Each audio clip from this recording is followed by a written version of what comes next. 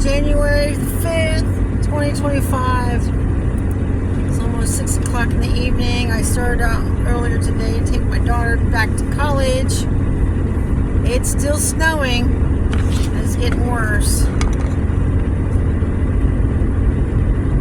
Visibilities is getting lower. The little side roads are not as busy as the highway, but they are covered with a lot more snow and ice, slush. I think that is forecasted that we're going to be getting more snow well into the evening. We were in Muncie, Indiana today, taking Isabella back to Ball State for school, and it was just not even a dusting on the road. But down south of Indianapolis, down by where my mom lives, as you can tell,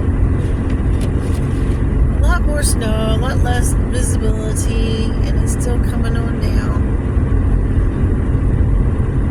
But I have basically, because we've only been able to drive about 30-40 miles an hour tops on the highways.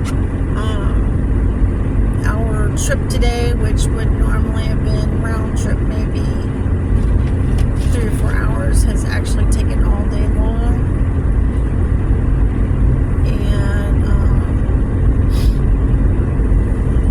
I'm planning on trying to drive back to northern Florida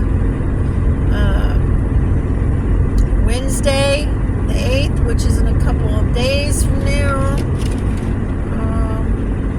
Hopefully roads are going to get cleared off.